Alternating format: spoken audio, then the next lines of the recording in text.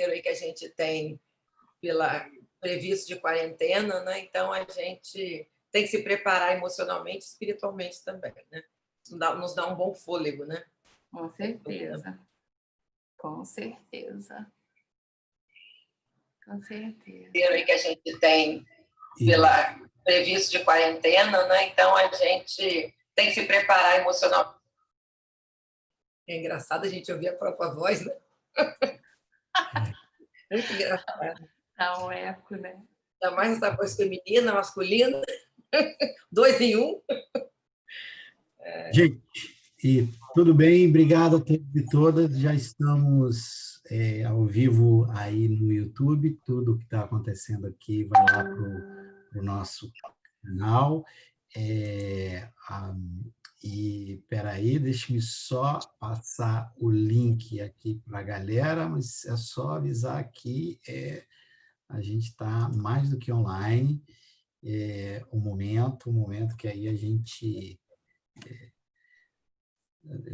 alguém pedindo aqui no grupo para dizer qual é o link, e aqui vai o link. Só um minutinho. Pode ser. Deixa eu só, eu coloco aqui, deixa eu só checar aqui, tá? Tá online, tranquilo. Pode replicar. Deixa eu ver se está tudo ok, Peraí. Tá ótimo. Então, vamos lá. Live, como estamos. Tem uma galera entrando, ok. Tudo bem, todo mundo entrando aí. Sejam todos e todas muito bem-vindas. Gente, seguinte, para melhor cenário para a gente aqui, para facilitar o diálogo, se você puder deixar o seu vídeo aberto, mas é claro que algumas pessoas podem não estar preparadas, podem estar num ambiente que não favoreça aí, mas é sempre muito legal deixar o seu vídeo aberto, porque isso facilita o diálogo, diálogos ao entardecer, é sempre melhor. Cara a cara, eu tenho que ir editando aqui. Tomem muito cuidado com o seu áudio aberto, porque se você tiver barulho aí no ambiente, ou estiver falando com outra pessoa, termina por interferir, tá bom? Tem uma galera entrando, eu vou aqui rapidamente, tá ótimo, todo mundo aí. Gente, a dinâmica aqui, mais uma vez, sejam todos bem-vindos, bem-vindas. Davi, você está com 2 perfis, é isso mesmo? É intencional ou eu posso remover um? Não, deixa os dois, e o eu estou aqui, é porque o do computador eu vejo todos vocês, e no celular eu fico limitado.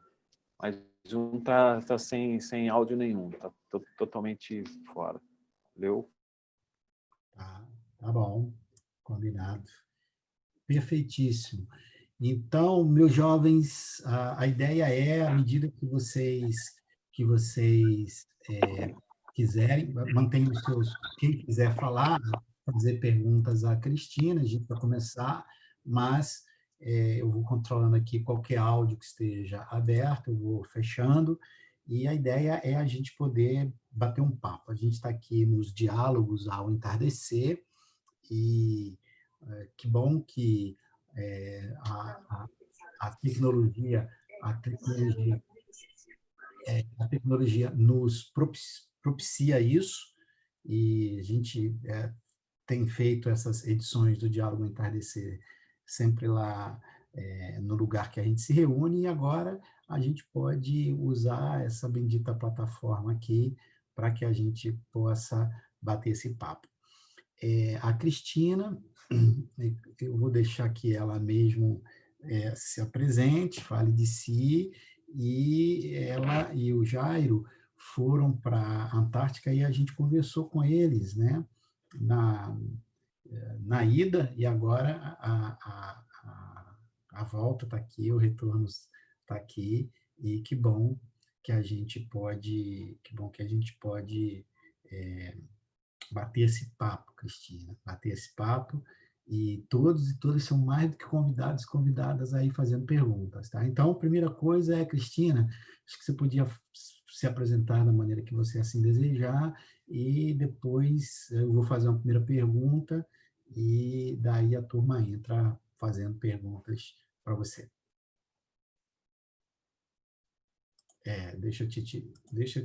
Você tem que desmutar aí.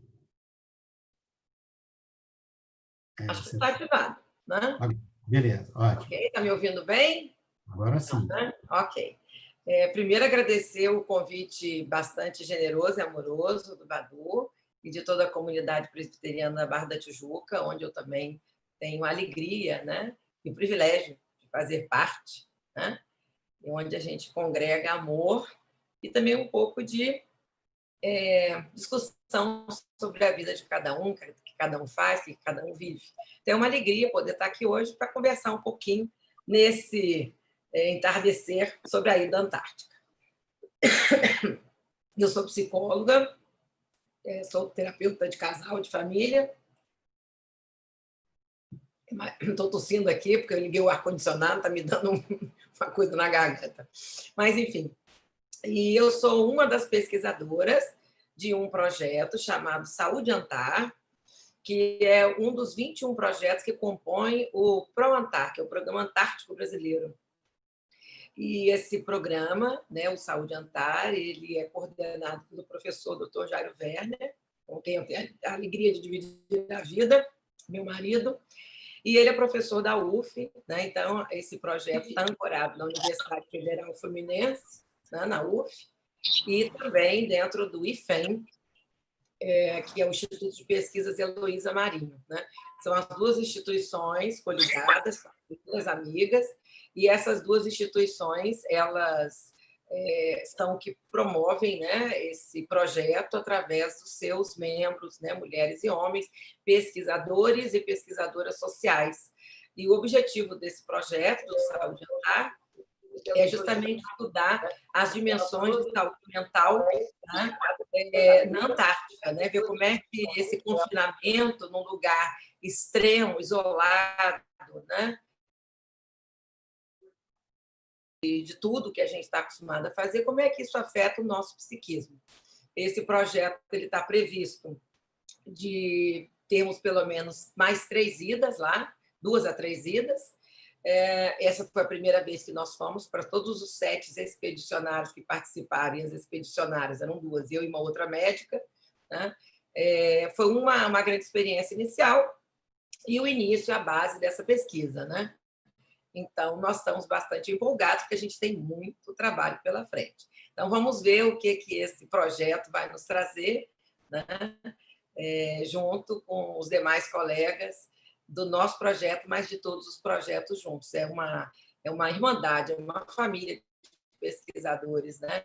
Somos todos cientistas. O nosso é o único de cientistas sociais, os demais são cientistas físicos, biológicos, químicos. Os outros 20 projetos são ligados à oceanografia, à biologia, à paleontologia, né, à arqueologia, enfim, todos os demais ventos, tornados, mares, animais marinhos, né, fósseis, enfim, é bem interessante. Cada um dos projetos são encantadores, né? Enfim, é uma alegria e um privilégio também poder participar. Cristina, seria justo dizer que a pesquisa, a hipótese central do que levou você, especificamente lá dentro do guarda-chuva, com Jairo, era a pesquisa sobre os impactos do isolamento, do confinamento aí na saúde mental e emocional. E isso seria uma boa descrição da pesquisa? Sim, a pesquisa estudou alguns aspectos, né, pelo menos neste ano, que pudessem alterar a saúde emocional e mental dos participantes. Participantes esses que são de basicamente 4 tipos, né? Primeiro, os próprios expedicionários e expedicionárias, cientistas, mulheres e homens. Uhum. Eu acho que a Cristina... Com gel e o arquiliano, né? E também na base, né, na nossa nova base maravilhosa, Comandante Ferraz, que foi reerguida em cima de uma base antiga, né, que sofreu um acidente sério em 2012, e ela agora está maravilhosa, foi inaugurada, é considerada uma das bases mais modernas da Antártica. Nós temos também pessoas que vão pelo IBAMA, que são os fiscais, que vão vistoriar todas as formas, né, de uso desse espaço na Antártica, né, porque sempre tem uma impactação, né? Então, o transporte de óleo, a montagem de barracas, a própria estação em si, né? E ainda pessoas que vão prestar serviço, como tinha vários chineses na base, onde nós ficamos, que toda a montagem da base foi feita por trabalhadores chineses, né? Então, todas essas pessoas sofrem os mesmos tipos de impactação, né? Só que elas reagem de forma diferente. Por exemplo, uma das nossas linhas de pesquisa no projeto Saúde Antártica foi a questão do sono, por exemplo. Como o sono é atingido, né? Quanto tempo a pessoa demora para pegar no sono? Qual é a qualidade desse sono? Né? Como é o despertar? Né? Porque a gente tem uma alteração no nosso ciclo circadiano, né, de sono e de vigília, quando você tem uma sobreexposição de luz solar, como é o caso do verão antártico, né? Ou quando você tem uma falta dele, como é o caso do inverno antártico, né? O Sol, por exemplo, é muito interessante, realmente posso confirmar para vocês que a Terra é redonda, ela não é plana, né? Porque o Sol ele vem e ele para, ele não sobe até em cima, ele fica nesse nível do horizonte. É bem interessante, né? Nos dizem que teve Sol, né? Então, assim, isso é importante por quê? Porque a gente sabe que quando você tem uma noite mal dormida, e todo mundo que está nos ouvindo aqui, e está nos ouvindo no YouTube, sabem que quando você não tem uma boa noite de sono, a gente acorda meio mal dormido, meio pão dormido, né? Aquela noite, como diz o italiano, noite da lupo, né? É aquela noite do lobo que você fica uivando para um lado e para o outro da cama e você acorda mal. Então, isso é uma das coisas que a gente estudou para ver, né?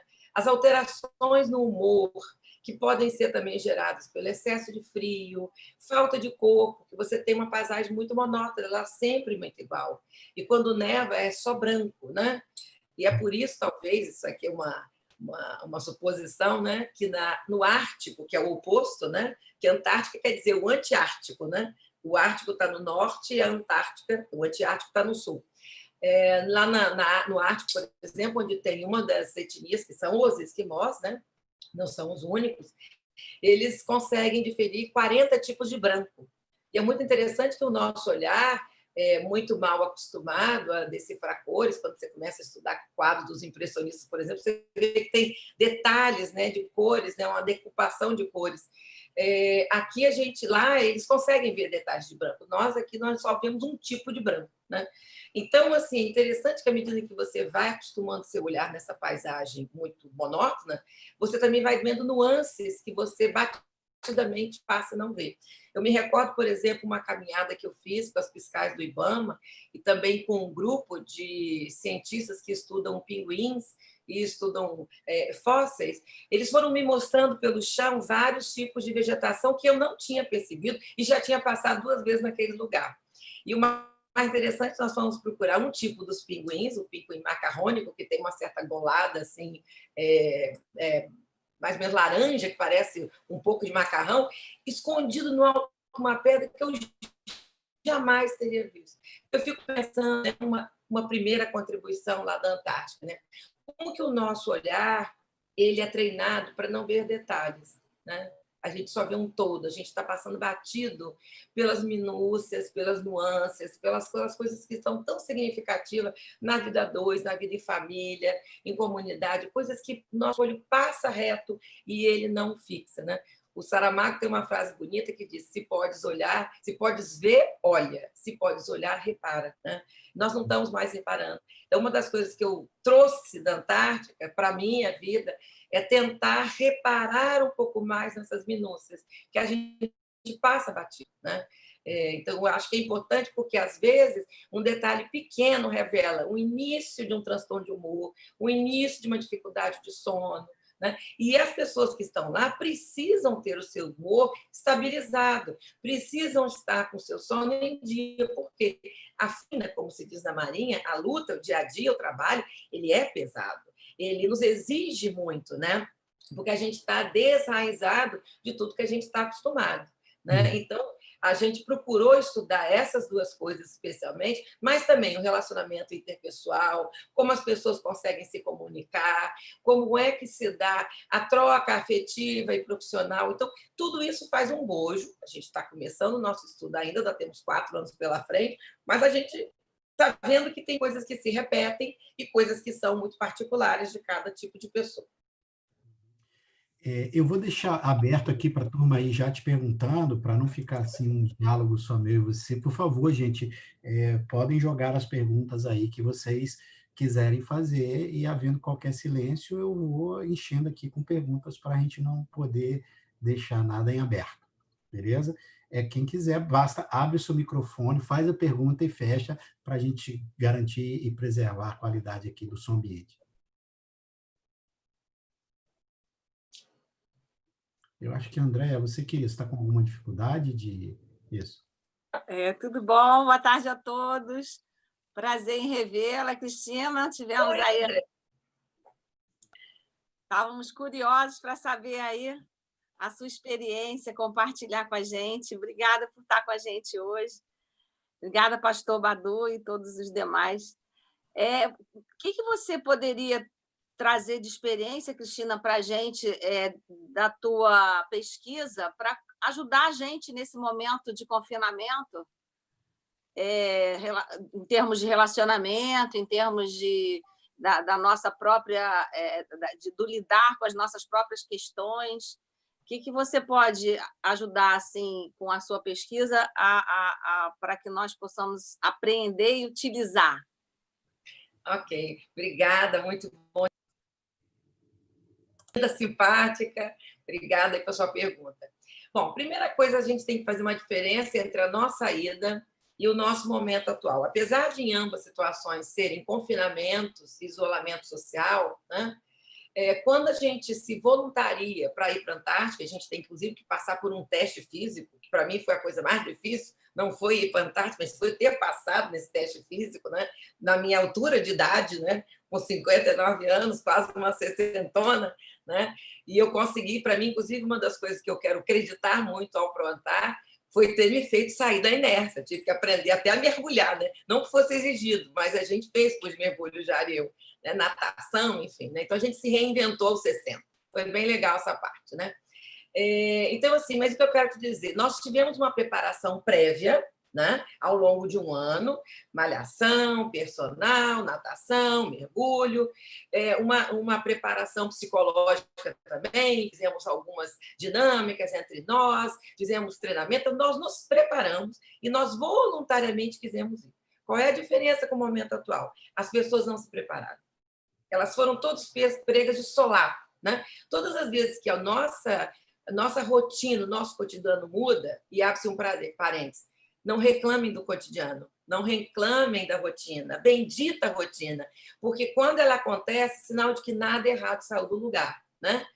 Então, assim, nós tínhamos uma rotina, quer dizer, quem estava aqui, porque eu já cheguei no meio da quarentena, quem estava aqui não se preparou devidamente, né? Inclusive, em alguns lugares as pessoas se prepararam mais cedo do que outras, né? Quando realmente vai caindo todas as fichas, é que as pessoas vão se cada vez realmente evitando de sair de casa. Então, eu acho que essa falta de preparação causa um movimento de ruptura, né? Causa uma impactação, né? E impacta tudo aquilo que não me causa pacto, que eu não tenho afinidade.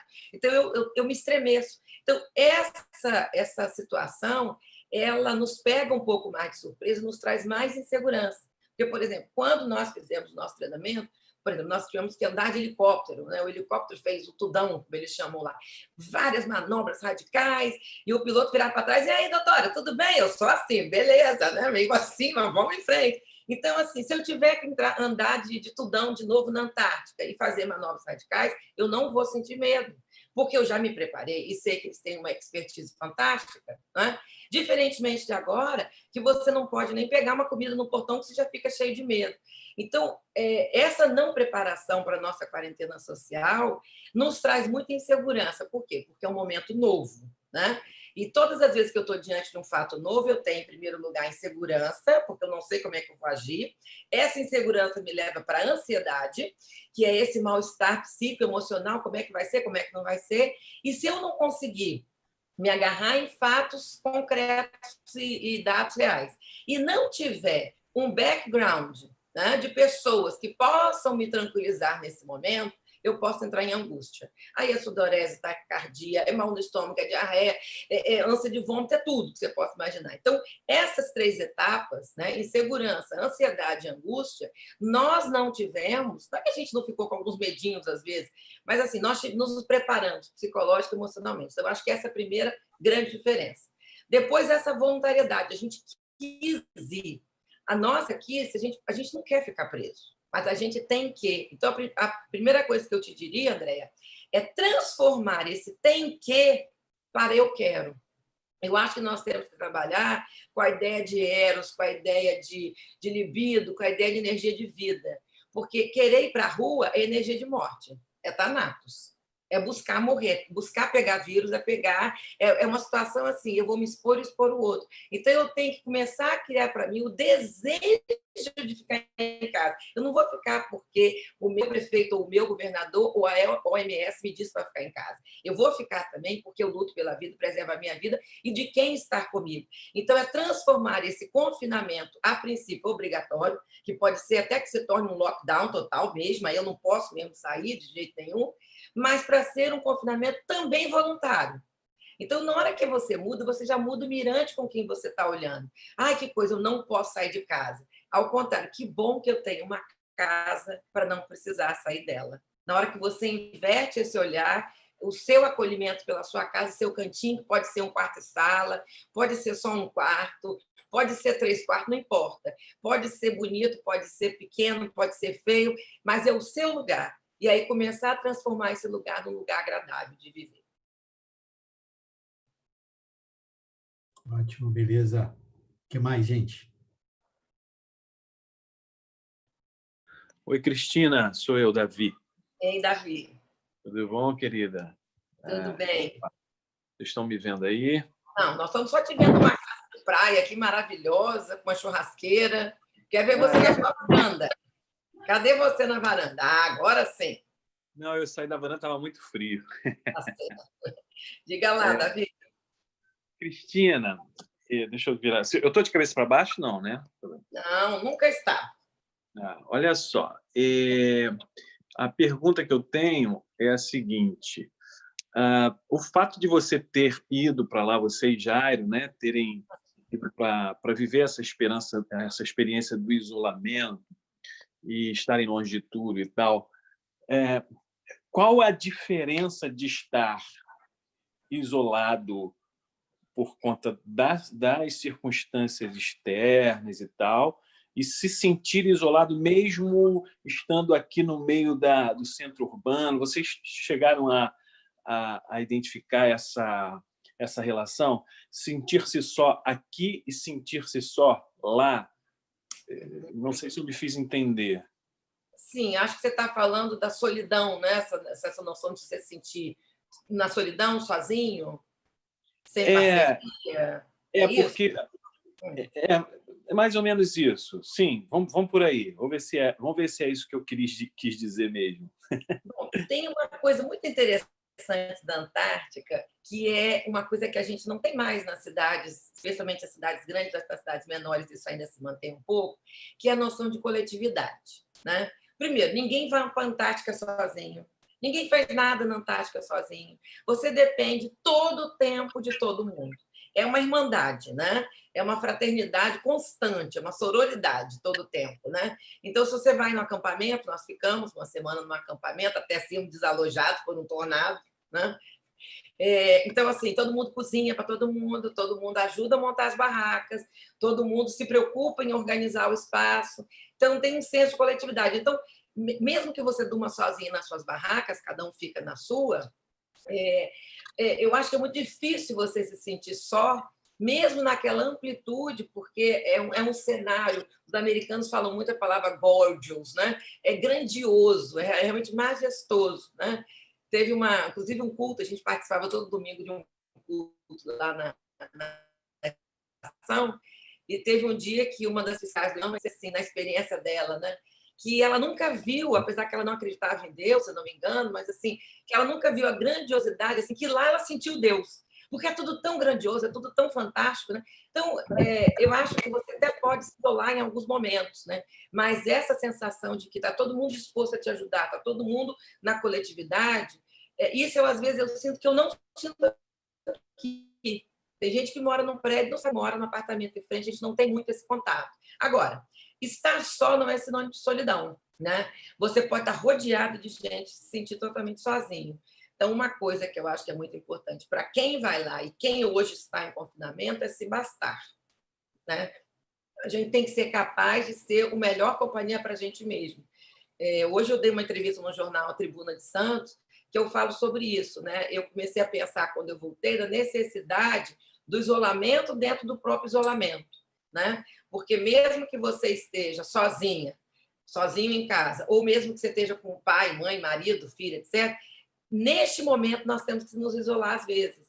Ir para um canto ler, ir para um canto dormir, ir para um canto meditar, ir para um canto fazer alguma coisa, assim, não está todo o tempo junto. Por quê? Porque senão a chapa fica muito quente. Então, eu acho que lá nos nossos acampamentos, eu estava junto, depois qualquer coisa você ia para a sua barraca. Você podia se trancar na sua barraca e ficava lá. Ninguém te perturbava. Eu acho que dentro do possível, mesmo nas limitações de apartamentos pequenos que temos hoje, é avisar para as pessoas, estou indo para o meu deserto. Né? Como Jesus foi para o deserto, 40 dias lá meditando, a gente que possa ficar, sei lá, 40 minutos, 4 horas. Né? Eu sei que a igreja, inclusive, tem um programa da meditação seu com a Bruna, né? Às 6 horas. Isso é muito importante, isso é muito bom, porque a gente precisa se permitir se isolar. Não é porque a gente está junto, um casal em quarentena, ou pai, mãe e filho, que tem que toda hora estar todo mundo junto. Então, acho que esse isolamento, mas, de novo, o isolamento não é sinônimo de solidão, porque você vai estar com você mesmo. Aliás, nós nunca estamos sozinhos. São 300 milhões, trilhões de células no corpo. Né? Se a gente pensar nisso, a gente jamais vai estar sozinho. E para quem, como nós, comungamos de uma fé, nós estamos sempre acompanhados, né? Desse Espírito Divino, desse sopro divino, da Ruá, né? Que Deus nos deu. E então a gente tem que pensar que a gente está sempre com essa coletividade espiritual, emocional, né? Mas existem pessoas, sim, que se emburacam numa sensação de estar muito sozinho, e aí, nessas horas, a tecnologia ajuda. O antigo Grambel, o telefone, né? Mensagens de texto, ou mesmo aplicativos que a gente possa se olhar um ao outro. Né? Por exemplo, eu estou vendo que a sua barba está bem grande, não é? Eu também estou com os cabelos grandes, aprendi. Uma das coisas que a quarentena faz é aparecer a cor real do cabelo das pessoas, da barba. Né? É muito bom, a gente vai se redescobrindo. Né? E eu nem sei se eu vou voltar a fazer as luzes, viu, Davi? Porque eu estou gostando muito da cor do cabelo atual. É uma redescoberta. E isso a gente só consegue descobrir quando a gente olha para si mesmo de novo, de coisas pequenas, né? Até coisas maiores do que a gente é capaz. Eu acho que essa quarentena, ou ir para a Antártica, revela muito de quem é a gente mesmo. Né? Tem um ditadinho popular que diz que na hora do aperto que você conhece os heróis, e vou dizer, e as heroínas, né? Então, nessas horas você conhece os seus limites e as suas capacidades. Né? Eu, por exemplo, na volta para o mundo né? Daqui, que eu saio do navio, você desce do navio, desce uma escada terrível, vai para um bote, o bote te leva na praia, você tem que desembarcar para poder pegar mais um caminhão e ir até a pista de Cascalho, onde desce o Hércules, para vir de volta. Nesse último dia do barco, faltou perna para descer do barco. O barco parou na praia numa condição que, se eu fosse descer com esse toco de perna que eu tenho, é molhar minha bota, molhar minha roupa. E você não pode molhar, senão você pode ter hipotermia. Então, simplesmente, eu fui carregada no colo pelo mergulhador que me depositou na praia, feito um saco de batata. Então, assim, são experiências assim, que você nunca está sozinho, porque se eu estivesse sozinha para descer, eu ia ter que me olhar toda. Né?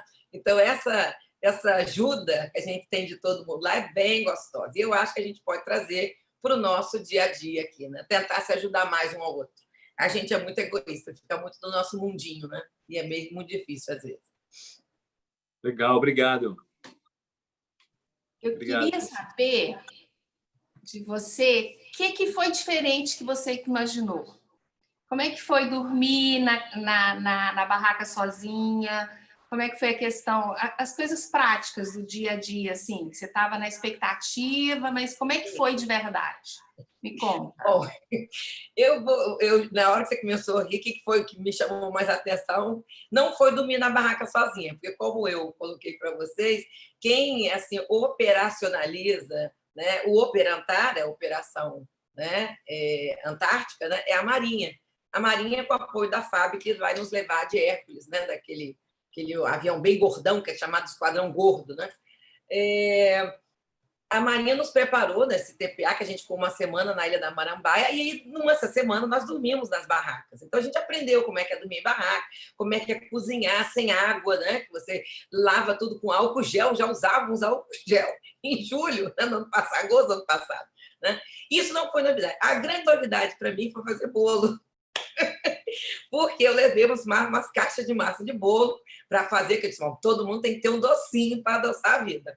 E aí foi muito engraçado que eu peguei a minha caixa de bolo e dizia assim, use a manteiga na temperatura ambiente. Eu caí na gargalhada, porque a manteiga estava dura, que nem pão quente. Falei, como eu vou colocar essa manteiga em condições de bater um bolo à mão? Porque esquece batedeira, não tem. Então, voltamos ao tempo da vovó, né? E aí pensei, falei, vou dar tratos à bola. O que eu fiz? Me olhei lá, olhei no cantinho da cozinha, que é uma barraca de jabuti, tinha um aquecedor, que é uma lâmpada que emitia um pouco de calor. Não dei outro, peguei minha bacia plástica, fui lá perto do aquecedor e fiquei com a manteiga, e a manteiga foi derretendo. Então, isso tudo te leva a desenvolver a paciência, o tempo de espera, né? E aí, leite, não tem, é a água com leite em pó. Misturei logo e botei. Tinha outra coisa que não tinha, que eu tive que fazer à mão. Ovo, não tem ovo. E eu levei ovo em pó. Existe ovo em pó em São Paulo, eu consegui comprar ovo em...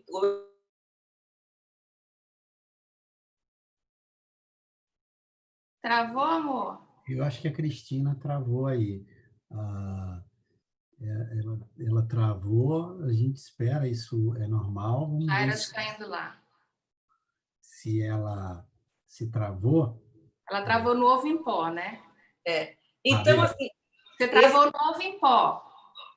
Eu estou no ovo em pó. Tá. Travou aí. Travou? Eita, vamos ver. Já me avisou que travou. Não sei o que eu tenho que fazer. No ovo em pó, você travou. Não, Cristina, já voltou. É que a gente está dizendo que você travou quando você falou que comprou ovo em pó em São Paulo. E agora voltou? Tá. Então, voltei aqui para o ovo em pó em São Paulo, fazendo propaganda do ovo em pó de São Paulo. Né? São Paulo tem tudo, né? O mundo, né? Tem de tudo. E aí, então, esse bolo, eu fiz o bolo, ficou maravilhoso, modéstia à parte, né? E depois eu me dei até o luxo de fazer um bolo de churros recheado com doce de leite de Viçosa, que é o melhor doce de leite que tem, né? E servi para as pessoas o dia que vieram pegar nossas coisas depois que passou o tornado e a gente ficou desabrigado lá no acampamento. Então, assim, a surpresa foi a tal da manteiga em temperatura ambiente. E aí, o que eu tiro dessa história da manteiga? Né? A gente parte do princípio que o mundo é igual para todo mundo. É que a manteiga está em temperatura ambiente em qualquer lugar do mundo. Não é verdade. Como também certas coisas que a gente possa imaginar que está todo mundo passando igual, vivendo igual, não é realidade. E, de novo, é criar o olhar do particular. Né? É criar o olhar que, às vezes, as pessoas não têm as mesmas oportunidades na vida, e se tem as mesmas oportunidades, às vezes não tem as mesmas condições, né? Como a gente não pode trabalhar com a meritocracia, né? Como a gente tem que trabalhar, sim, com as oportunidades que a vida te deu, né? E que se você teve condições de usufruir, para a gente não culpabilizar aquele que não conseguiu fazer isso e aquilo, né? E é por isso, até um dia eu conversando com o Badu, disse para ele sobre isso, que a minha ida à Antártica, para mim, não é um glamour, é uma responsabilidade. Né? Porque nem todo mundo tem essa chance de... Você não consegue isso se você quiser. Você só pode ir para lá para o turismo, e aí é só para os milionários, eu não teria condição nenhuma de ir, né? Ou então para trabalhar. Né? Como eu não sou militar, eu só tenho condição disso se eu for trabalhar como pesquisadora. Então, mais do que um privilégio, é um dever. Um dever de devolver para a sociedade essa experiência única que a gente pôde ter, nós 7 do nosso projeto, pudemos ter e ir para lá. Né? Cristina? Sim. Que está falando Eliseu, tudo bom? Oi, Eliseu, tudo bem? Tudo bem. Desde que lá na igreja eu fiquei sabendo, né, nós fomos informados que você e o Jairo iriam para lá para fazer essa pesquisa, eu fiquei curioso, tive uma curiosidade. E agora, com essa questão do Covid e a questão do isolamento e do confinamento fazer parte da nossa realidade, o que não fazia naquela época, eu pergunto a você, a motivação dessa pesquisa, ela é para analisar a questão dos efeitos do confinamento, do afastamento, para as pessoas que estão lá fazendo esse trabalho ou para as pessoas aqui, nós, de um modo geral, independente de Covid, né? Qual o objetivo de vocês? Qual a abrangência dessa questão do afastamento, do confinamento que vocês têm em mente? Antártica, eu sei que não era Covid na época, mas é Antártica ou é aqui? No mundo, vamos dizer, o mundo nosso de cada dia. Sim. Eliseu, obrigada da sua pergunta, muito boa. Interessante, né? O nosso propósito de pesquisa, e, aliás, a ideia foi, né, do Jairo Werner, né, meu marido, que é o nosso coordenador, não foi minha, não foi dos outros 5 participantes, foi dele. Ele foi desenvolvendo essa ideia e a gente foi entrando nesse sonho maluco dele.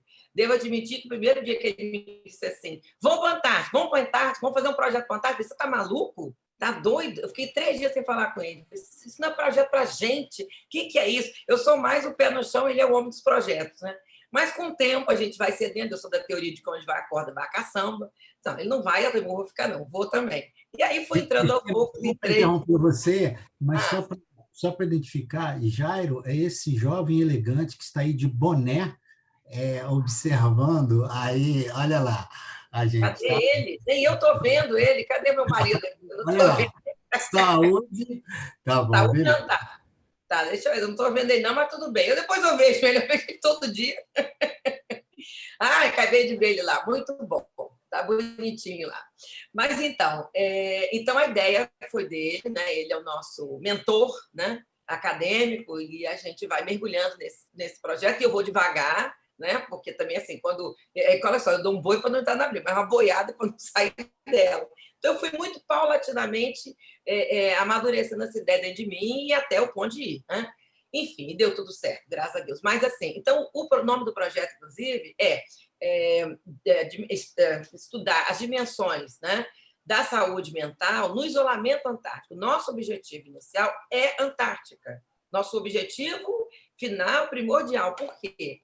Porque hoje, qualquer uma das bases, acho que nós temos 42 bases atualmente na Antártica, de vários países, se não me engano, 23 países que compõem o Tratado da Antártica, todas elas têm assim, uma excelência muito grande na ida para lá. Nos navios, alguns navios são quebra-gelo, outros não, nos aviões, nos barcos. Então, a logística da Marinha é de você realmente bater palma, porque eles são muito bons no que eles fazem, né? Passam pelo Drake, vai e volta, que é o mar mais perigoso do mundo, com ondas que podem chegar até 10 metros de altura, né? E eles passam, esperam, claro, obviamente, uma janela meteorológica mais adequada. Então, eles têm muita expertise. Então, assim, a parte física, Eliseu, da ida para a Antártica, a manutenção, os alimentos, inclusive a FAB, ela é considerada a força aérea que tem melhor condição de lançamento de alimentação, porque no inverno, lá onde é a base brasileira, a Baía do Almirantado, na Península Keller, na ilha Rei George, ela fica toda congelada. Então, quem não saiu lá até abril não sai mais. Só consegue sair em outubro, novembro. Então, assim, nós estamos com 16 militares na base, 15 homens e uma mulher, uma médica, né, a doutora Letícia. Essas pessoas não tem como sair, né? Tem até uma base com helicóptero, mas o Brasil hoje ainda não tem helicóptero lá. Tem na base próxima, que é a base de Machu Picchu, do Peru, que empresta o helicóptero quando precisa. Dessa vez, por exemplo, eles foram 2 vezes na base brasileira, tirar um alpinista que caiu numa greta, escalando uma montanha com um grupo de pesquisadores, e tirar também um inglês que foi prestar serviços sobre a questão eólica, que a gente tem a energia solar e a eólica lá na base, e ele estava com um problema de saúde sério, o helicóptero veio pegar. Mas eu não sei se hoje um helicóptero desceria, porque os ventos lá são muito fortes, né? Então, assim, toda essa base de logística, alimentação, de transporte, é muito bem feita. Então, o que estava faltando agora? Estudar a dimensão emocional. Porque, por exemplo, nesse GB agora, que é o Grupo Base, eles são preparados o ano inteiro, né? E para ir bem. Então, ficam juntos o ano inteiro e depois invernam mais um ano. Então, praticamente, são 2 anos convivendo. Mas teve um deles que foi agora, e que eles foram em outubro, chegaram lá em outubro, troca de GB com outro GB, né? De Grupo Base para Grupo Base. Um deles, quando chegou em dezembro, ele quis voltar, né? Por questões pessoais, familiares, enfim. E precisou ser substituído, né? Então, assim, para a gente ver que, às vezes, questões emocionais ou físicas trazem de problemas. Teve um outro piloto de helicóptero que teve um problema também físico, precisou ser trocado, né? E isso também acarreta emocional. Então, assim, o objetivo do projeto é estudar e dar suporte, dar retorno, justamente para quem vai ficar na Antártica, né? Nas bases, né, nas estações de pesquisa, nos navios, nos acampamentos, que são os 3 locais que a gente pode ficar da nossa base, da nossa estação e também de outros lugares, né? A pesquisa não é só para o Brasil, ela é voltada para a população brasileira, mas com dados que a gente vai obter, a gente pode extrapolar e inferir para outras estações. Agora, quando nós voltamos, nós nos deparamos com essa questão do Covid. Quer dizer, na verdade, quando a gente estava lá, isso já começou, quando nós fomos, tinha só na China. Chamou muita atenção, porque a China já teve uma crise de SARS, né? De uma Covid, de um coronavírus, né? Que era o outro da gripe aviária, ou suína, enfim, e que ficou por lá mesmo, não chegou no Brasil de uma forma intensa. Nós achamos até que seria a mesma coisa. No meio da nossa estada, nós fomos dia 1º de fevereiro, voltamos dia 10 de março, foram 40 dias lá, nós começamos a acompanhar, porque lá tem uma antena da Oi, 4G, então a gente consegue ter a comunicação, e a gente começou a acompanhar pelos noticiários, que já estava chegando, que estava na Europa de uma forma intensa, Portugal, Itália, Espanha, França, e aí no Brasil. Então, quando nós saímos lá, já tinha o primeiro caso em São Paulo, né? Então, nós já voltamos nessa situação. E uma das tarefas do nosso projeto vai ser também a produção, além dos artigos e de protocolos, também uma tese de doutorado e uma de mestrado. E a de doutorado eu que vou fazer, vou finalmente terminar o meu doutorado, que eu comecei há um tempo atrás. E eu tinha inicialmente ideia de estudar gênero, como é que fica homens e mulheres na Antártica, né? Se os enfrentamentos são iguais, se as tarefas são iguais, se as dificuldades são iguais. Mas agora, com essa questão da Covid, eu comentei com o Jário que eu estou pensando em trocar o tema, né, da tese de mestrado, justamente para fazer essa comparação. O que tem de especial e de diferente no confinamento na Antártica, que a gente foi lá em loco, percebeu o que é, e aqui agora, que a gente também está vivenciando os dois. Porque nós também somos sujeitos da pesquisa, à medida que a gente também se expôs para lá. É muito bom a gente ter podido ir, porque a gente tem um lugar de fala que nos referencia melhor. A gente passou pelo navio, a gente passou pela estação, a gente passou pelo acampamento. Então, os 3 ambientes que as pessoas que estão lá ficam, nós passamos. Então, essa sua pergunta é interessante, porque, a princípio, quando nós fomos só pensando o bem-estar e a qualidade de vida, e dar recursos, dar estratégias para as pessoas que estão lá nas estações, nos navios, nos acampamentos. Com essa situação, pelo menos a minha parte no doutorado vai ser agora tentar fazer esse paralelo. Por quê? Nós temos sempre que fazer na academia, seja uma dissertação de mestrado, seja uma tese de doutorado, alguma coisa de relevância social. Quando eu fiz a minha tese de mestrado, eu fiz com bebês de UTI neonatal, impactação na mãe, no casal, na família, quando um bebê morre, ou nasce prematuro, sequelado, ou vai para casa tardiamente.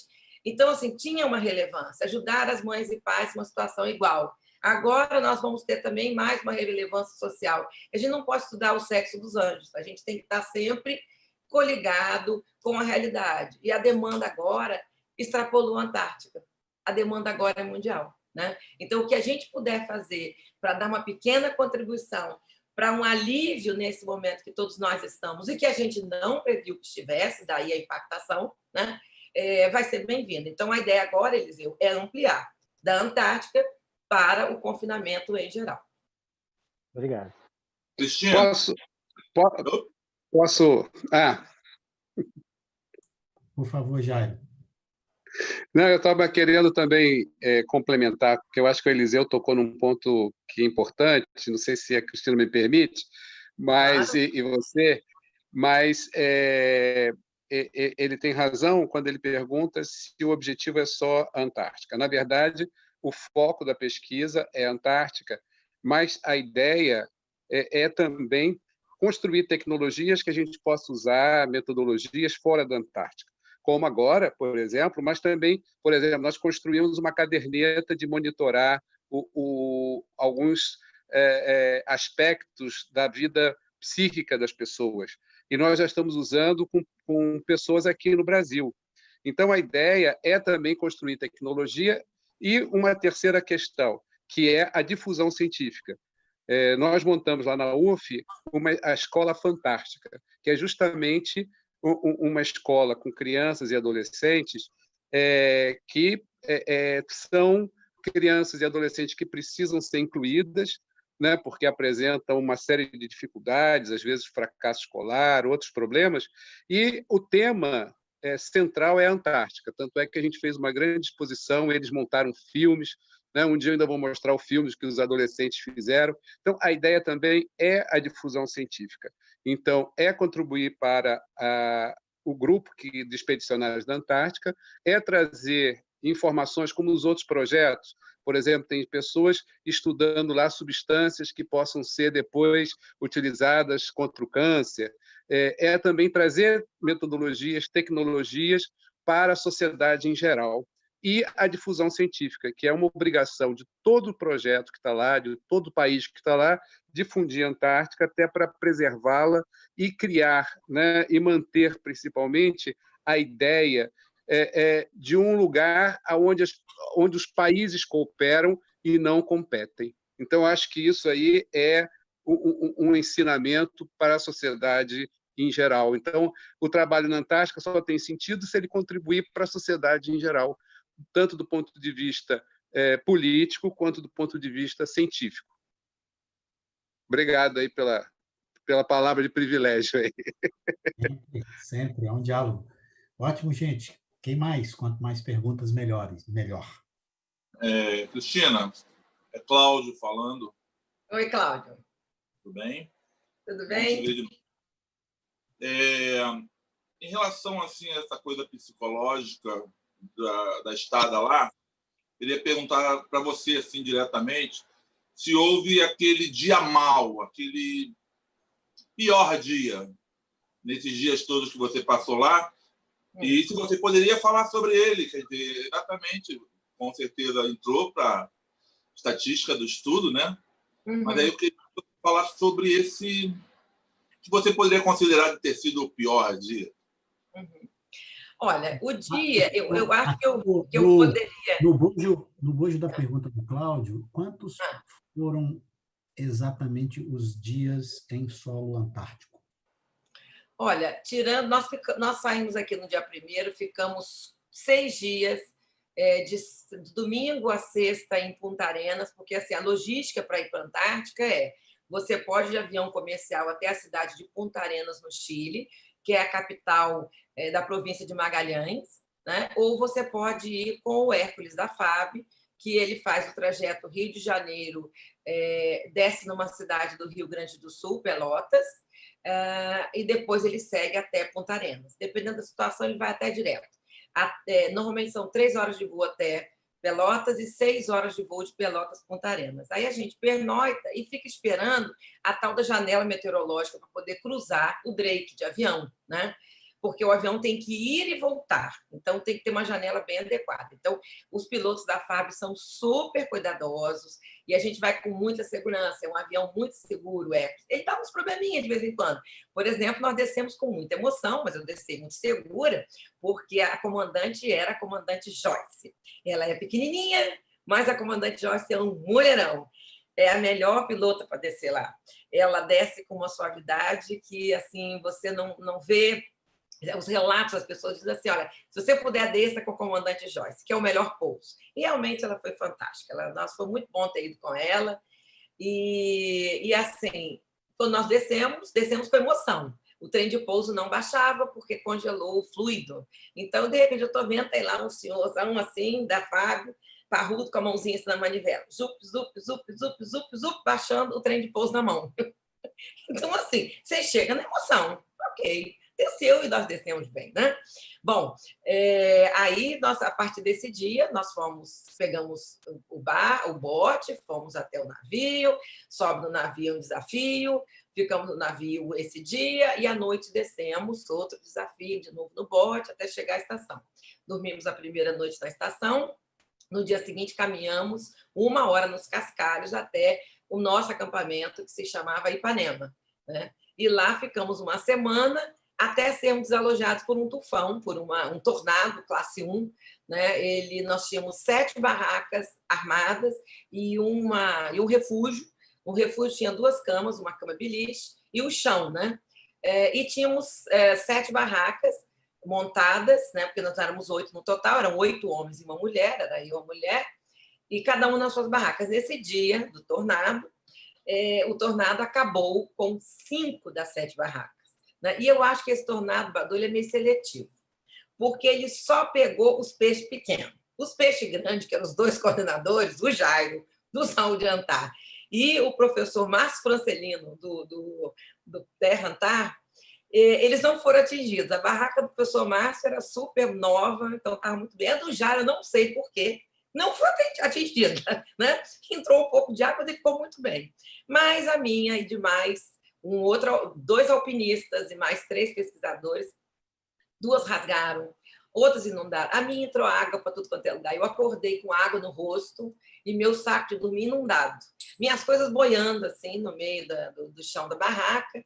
E eu acordei realmente assim assustada e acordei um pouco com a água também porque um dos alpinistas veio me resgatar. E aí ele perguntou, professor, está tudo bem? Eu falei, eu estou ilhada. Ele falou, vou te resgatar.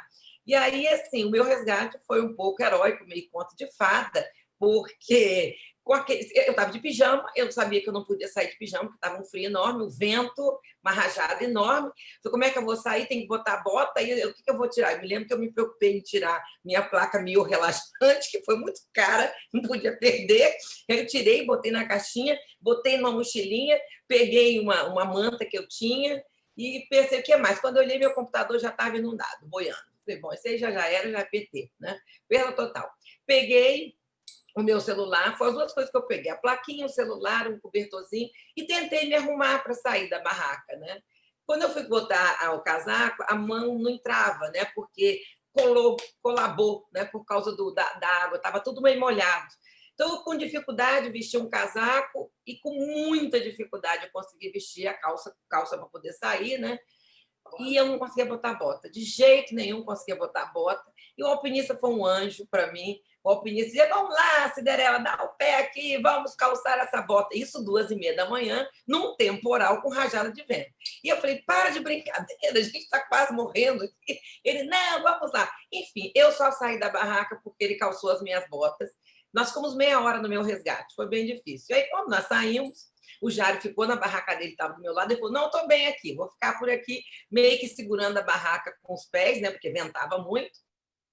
E eu tive que ir agarrada no meu alpinista, porque senão ele voava eu. Né? Quando nós chegamos no abrigo, que ficava assim, um pouco distante, o abrigo já estava lotado, as 2 camas ocupadas e já tinha mais 2 pessoas no chão. E eu cheguei sem nada, e o alpinista foi muito gentil, ele me cedeu o saco de dormir dele, que estava seco, o meu estava molhado, e ele se acomodou apenas com isolante no chão, eu dei a minha cobertinha, e era 3 horas da manhã, quando eu olhei, tinha 5 homens ali no abrigo, todo mundo resgatado, com os cabelos tudo em pé, aquela coisa toda, só tinha um que já dormia ali, e a gente foi dormir, não tinha o que fazer. Então, no dia seguinte, chamou-se a estação, contou o que aconteceu, e a estação, então, achou por bem me levar para lá, e aí, com isso, o Jário veio também, porque a gente era parceiro no projeto. Né? E eles passaram a dormir dentro do refúgio, acho que só 1 ou 2 barracas foram recolocadas. Então, foi um momento muito difícil. Né? Eu tenho uma foto que eu estou com os cabelos tudo assim, né? Assim, parece que sai do fim do mundo, algum lugar, tá assustador. Né? Enfim...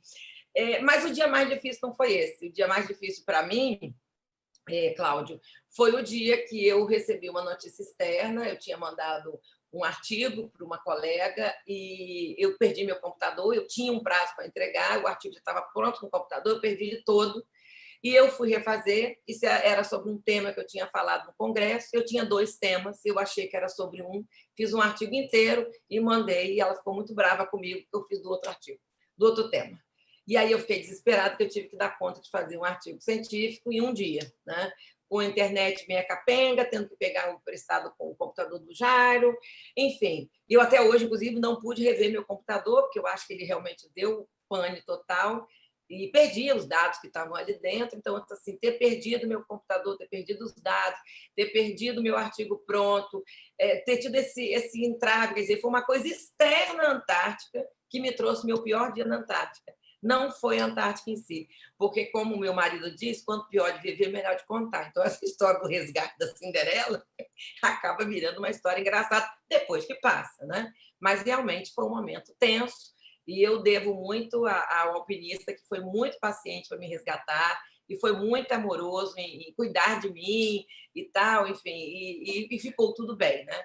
Mas foi um desafio. Então, o maior desafio físico foi o resgate no tornado. O maior desafio emocional foi ter essa minha colega brigando muito comigo, porque eu não dei conta de fazer o artigo do jeito que era para ter sido feito. Eu refiz, depois deu tudo certo.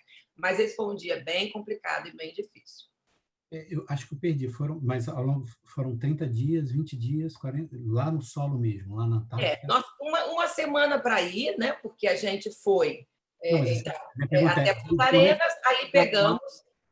Aí depois desse dia do resgate, depois de uma semana que nós ficamos no acampamento, nós passamos praticamente um mês na estação, né? Saímos da estação no dia 9 de março, quando já tinha Covid, quando já estava... Inclusive, nós, quando chegamos no aeroporto do Chile, descemos em Punta Arenas e pegamos um outro avião para Santiago, depois de Santiago para São Paulo para o Rio. Já tinham pessoas limpando as bandejas do avião, né, com álcool gel, um certo cuidado, algumas pessoas de máscara. Então, assim, nós já chegamos no auge da pandemia. E eu, ao chegar, eu fiquei 2 dias no Rio e fui para São Paulo. Meu filho ia fazer uma cirurgia, eu fui ajudá-lo, e ele foi operado no Hospital Einstein, onde já tinha caso de Covid, e por uma infelicidade, ele teve uma hemorragia interna de um dos pontos que abriu. 2 dias depois, ele teve que voltar para a mesa de cirurgia no mesmo hospital, Albert Einstein, já cheio de Covid. Então, para mim, o desafio maior foi quando eu voltei, porque fiquei no Einstein com ele, muito preocupada com ele, dele pegar também. Imagina uma cirurgia de assoalho nasal inteiro, fez 6 procedimentos, foi bem difícil, e ter passado pelo Santos Dumont e pelo Congonhas na volta. Então, assim, o meu retorno ficou um pouco mais tenso por conta também da minha ida e volta a São Paulo.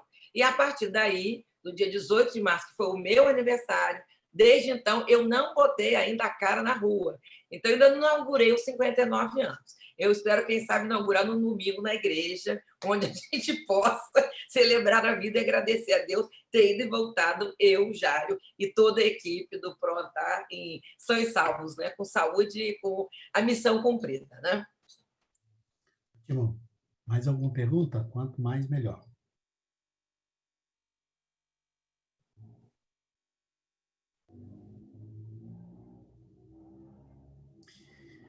Ótimo. Acho que você quer fazer uma pergunta. Acho que não, né? Nancy, acho que ela só estava ajustando o celular.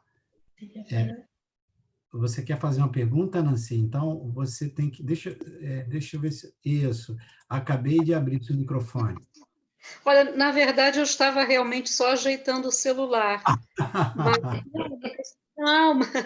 Mas como você ficou na dúvida, eu aproveitei então e vou colocar para ela alguma coisa que passou aqui pela minha cabeça.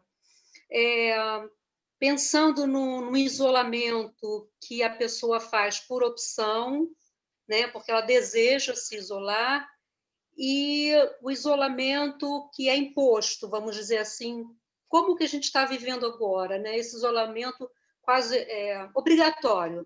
Na verdade, nós temos consciência da necessidade, não nos sentimos obrigados, mas há muitas pessoas se sentindo obrigadas a ficar, né? E, de certa forma, todos nós, né? Embora conscientes do momento.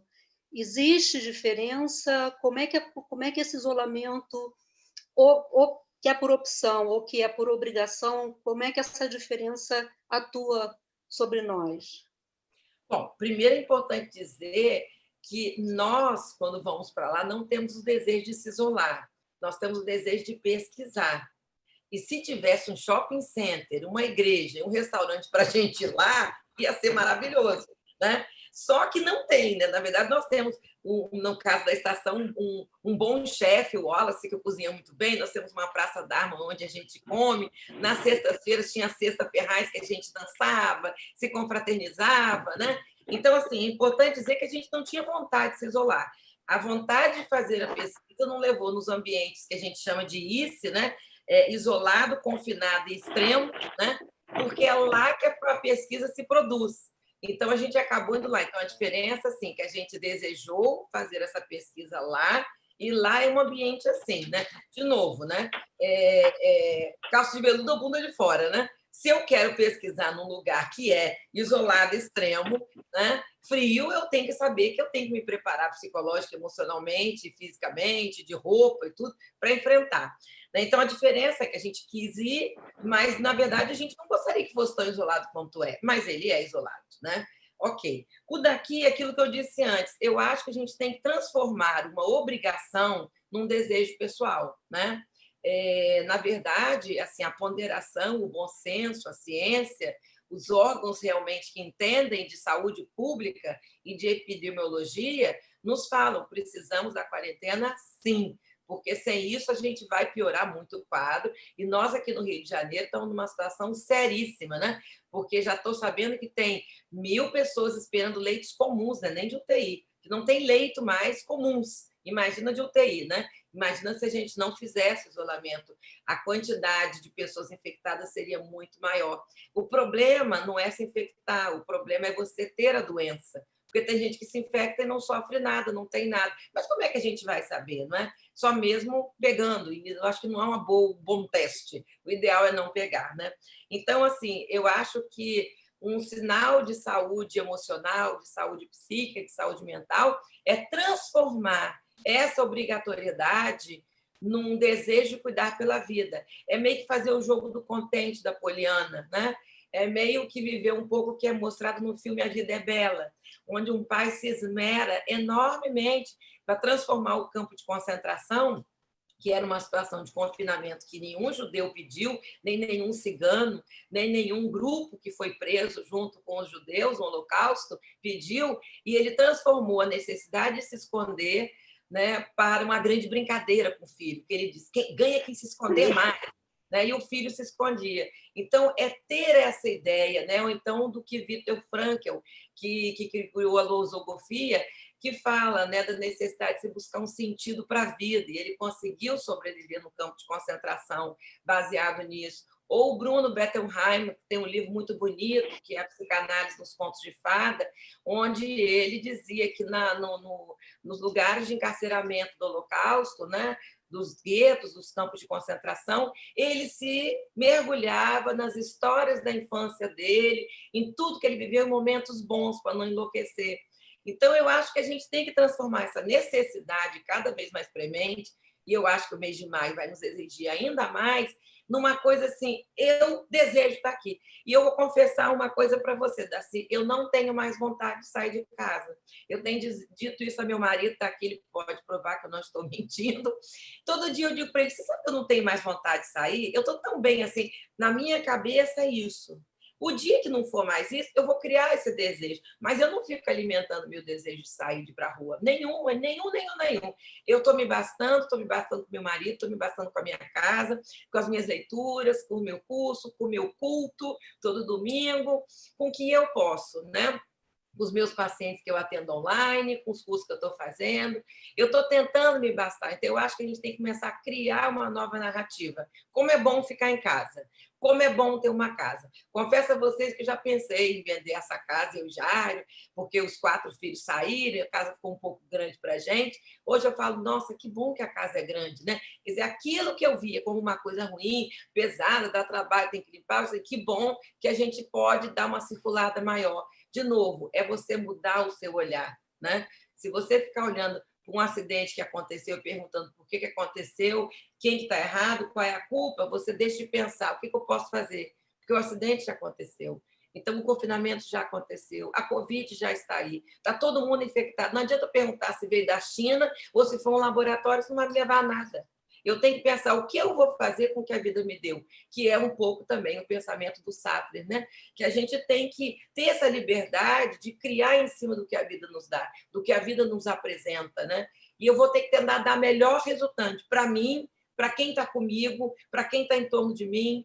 Então, por exemplo, o que a gente está fazendo hoje, conversando, se vendo a casa de cada um, né? Eu estou vendo aí que o Eliseu tem uma almofada branca e bonita, uma cortina interessante, uns ramos aí de trio com flores, estou gostando de ver. Você sabe que a coisa que eu mais olho quando aparece as pessoas assim online na televisão, né? Eu vou logo no atrás, eu vou na Gestalt, eu vou lá no fundo, né? Olha que interessante os livros. Olha, você tem umas imagens bonitas aí, né? Umas estátuas bem interessantes, né? Muito legal, né? Eu botei lá no fundo, ninguém viu, mas eu bem botei um pinguim e uma foquinha. Vou pegar aqui para vocês.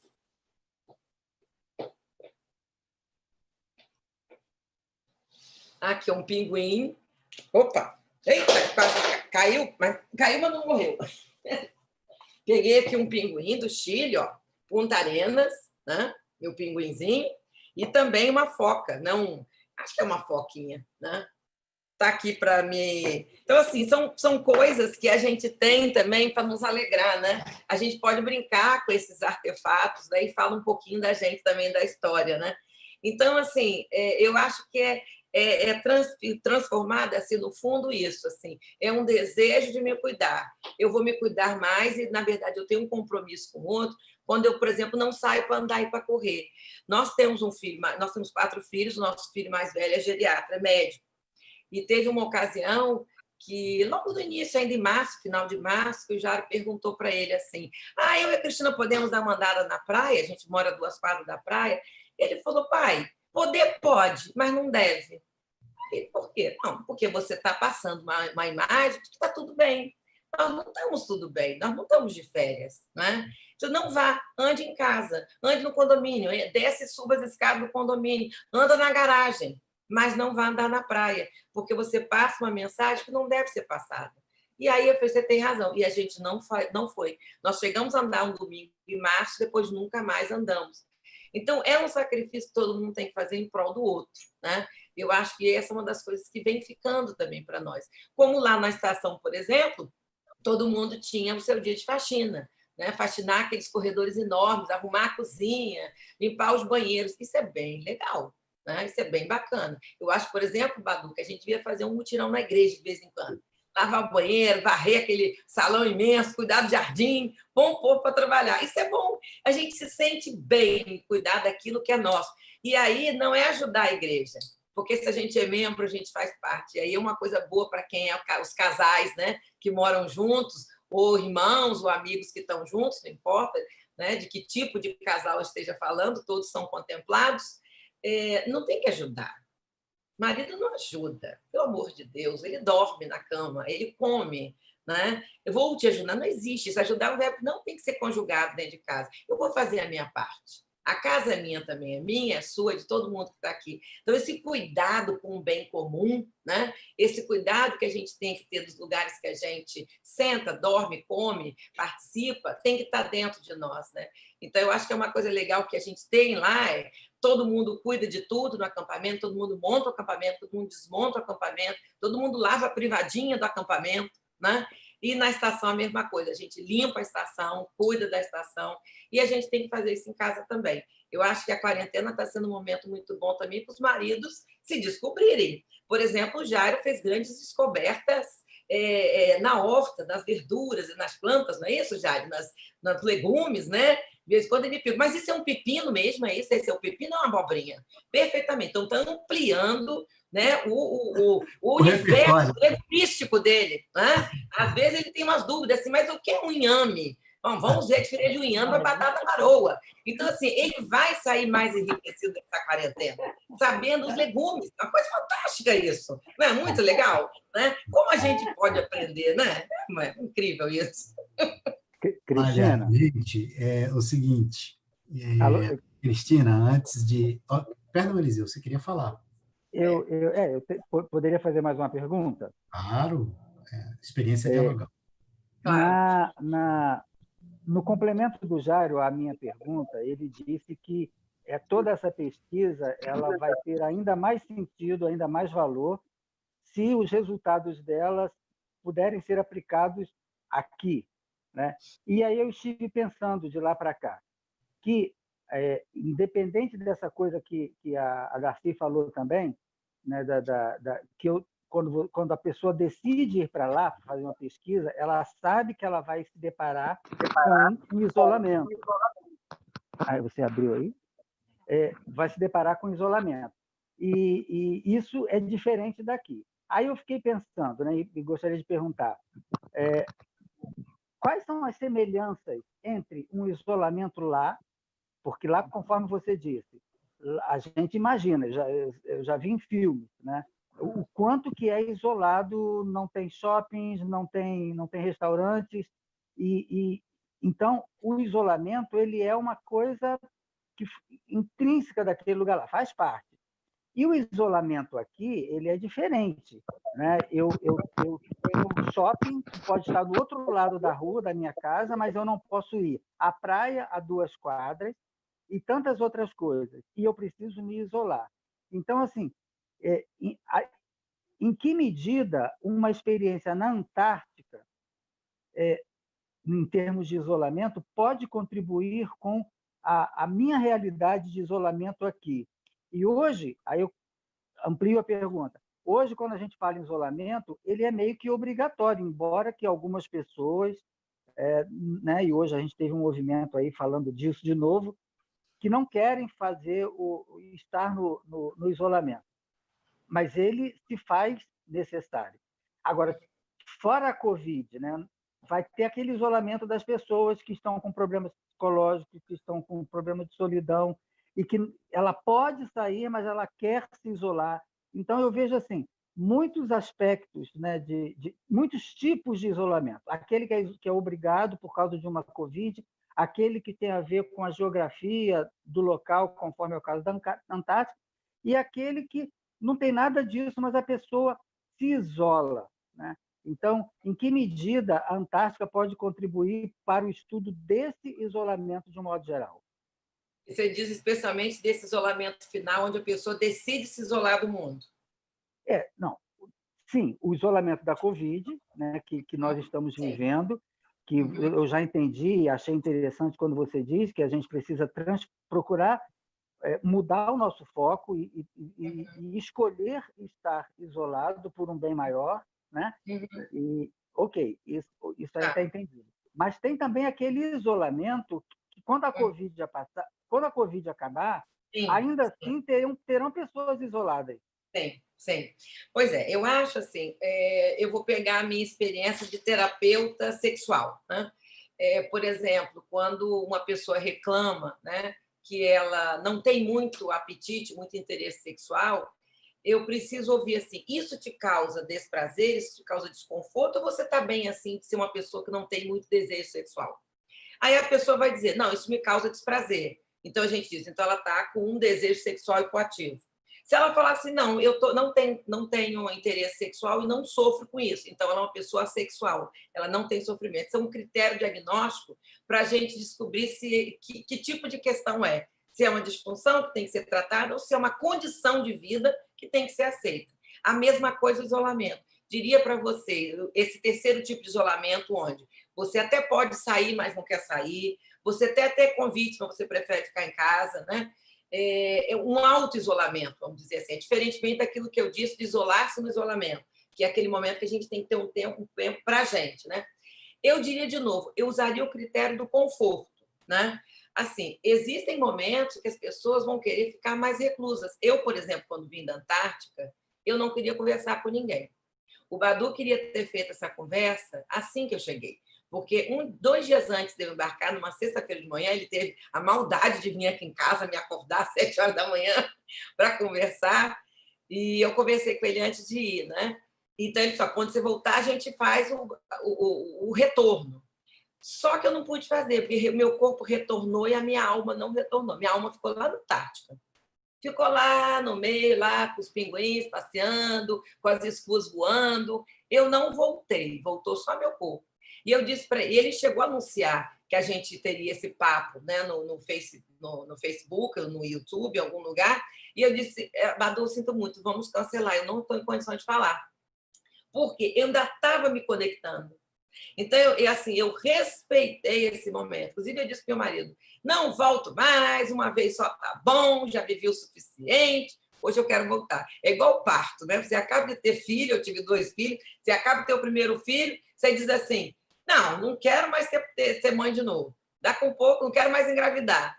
Daqui um pouco você, ô dozinha sem vergonha, você engravida de novo, você quer mais um filho, e mais um, né? Então, é mais ou menos isso. Então, assim, eu me isolei e não queria ver ninguém. E ainda estava no momento que ainda podia sair. Então, assim, naquele momento, eu precisava entender tudo que eu vivi, que foi muito intenso, me reconectar. Agora me sinto inteira. Eu falei com ele, agora posso falar. Porque eu acho que você tem que respeitar o seu timing, o seu tempo, o seu ritmo, né? Então, de novo, uma pessoa que resolve se isolar dentro de casa, das outras pessoas com que ela poderia conversar, de lugares que ela poderia andar dentro da própria casa, dentro de um condomínio, alguma coisa assim, o meu critério seria conforto e desconforto. Ela está bem ficando quieta no canto, meditando, pensando, arrazoando, fazendo uma autorreflexão? Ok, nenhum problema. Agora ela está sofrendo. De novo, é mais ou menos com a pergunta do Davi, sobre você sentir solidão ou não, né? Então, eu acho que a gente tem que usar esse critério. E aí, dentro do confinamento, entrando no segundo tipo de confinamento, que é esse sugerido e solicitado pelas autoridades responsáveis, governos municipais, estaduais e OMS, que diz, fiquem em casa, por favor, se você puder, e as equipes médicas, fiquem em casa por nós, porque nós estamos aqui trabalhando por vocês. Quando a gente tem esse tipo de solicitação, eu faço o seguinte pensamento, eu uso sempre isso em situações que eu não sei como vão acabar. 3 situações rápidas eu posso te dizer. Eu faço com que isso seja a norma. Por exemplo, quando a minha filha, aos 16 anos, foi ficar um intercâmbio de 1 ano nos Estados Unidos, ela foi para uma cidade que tinha 2 ruas, uma subia e outra descia, essa era a cidade. Eu disse para ela, minha filha, para você se adaptar, pense que você vai passar o resto da sua vida nessa cidade. Você não vai passar, você tem a sua passagem de volta. Mas você vai ficar 1 ano aí, você não vai poder voltar, porque houve um investimento muito grande para você conseguir. Então, você vai ter que se adaptar. Então, você vai entrar nessa cidade assim, vou morar para o resto da vida nessa cidade. O que eu tenho que fazer para me adaptar? E aí, com isso, ela conseguiu ficar lá. E ela teve um problema na casa que ela ficou, ficou na casa de uma mulher que tinha um problema emocional meio complicado, ela tinha um transtorno de humor sério, ela teve que sair dessa casa, ela não pediu para voltar, ela conseguiu, entre os amigos dela da escola, uma fazenda ainda mais distante para ficar o restante do tempo, né? Então, essa é uma outra coisa que eu faço, quando eu estou dentro do avião, que diz assim, temos um problema mecânico, 60 minutos, 30 minutos para consertar, meia hora. Eu tiro meu sapato, eu ponho meu tapa-olho, ponho meu tapa-ouvido e digo, boa noite, vou dormir, que vai demorar 2 horas. Mas ele falou que é meia hora. Não, meia hora não, é 2 horas, para ver só. Aí eu vou lá e durmo. Daqui um pouco, quem está do lado futuca, acabou, não falei que era meia hora? Eu falei, que bom, ganhamos então 1h30. Então, eu tento mais ou menos viver assim. E eu já disse para o Jário, nessa época a vida inteira não vamos ficar aqui só nós 2, né? Aí ele diz assim, você está no melhor do mundo, vai me ter inteirinho só para você, 24 horas por dia. Eu falei, exatamente.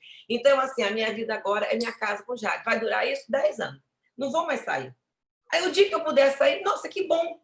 Quando eu tinha filho pequeno que eu ia sair para um cinema, para um teatro, que eu chegaria 11 horas, meia-noite, os filhos perguntavam, mãe, que hora você volta? Eu, 6 da manhã. 6 da manhã?